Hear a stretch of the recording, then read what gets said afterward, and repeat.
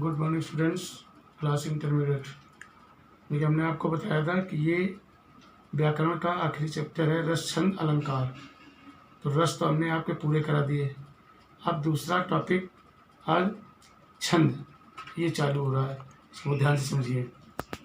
चौपाई, पहला है चौपाई छंद। लक्षण है चौपाई सममात्रिक छंद है। इसमें 4 चरण होते हैं और प्रत्येक चरण में 16 मात्राएं होती हैं।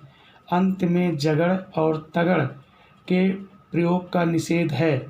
अंत में 2 गुरु और या 2 लघु हो सकते हैं। उदाहरण: निरक सिद्ध साधक अनुरागे, सहज सनेऊ सराहन लागे, होत न भूतल भाऊ भरत को, अचर सचर चर अचर करत को। ये आपका कंप्लीट हो गया।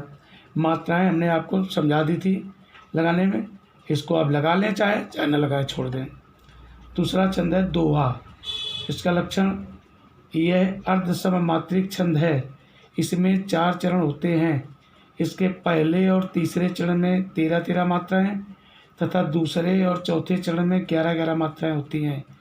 इसके विषम चरणों के आदि में जगण नहीं होना चाहिए तथा सम चरणों के अंत में गुरु लघु होने चाहिए। उदाहरण: तुलसी पावस के समय धरी कोकिलन मौन, अब तो दादुर बोली हैं, हमें पूछिए कौन। अब आया सोरठा।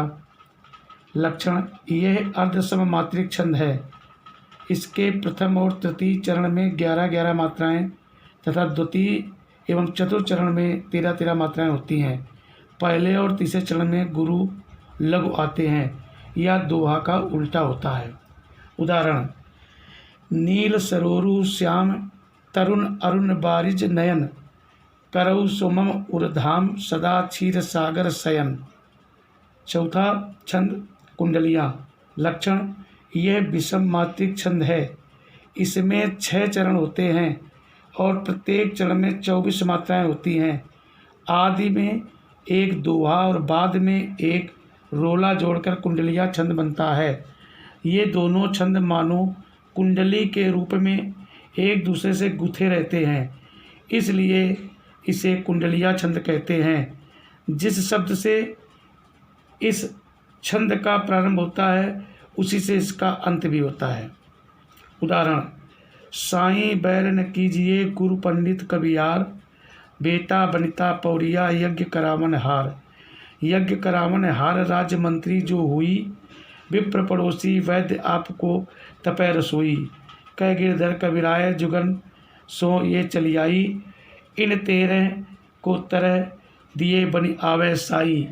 अब ये आपका मैंने करा दिया है छंद, यानी चारों छंद आपके कंप्लीट हो गए। अब आपका रस और छंद यानी 2 टॉपिक आपके कंप्लीट हो गए हैं। अब अलंकार पर अगले दिन से प्रारंभ करेंगे।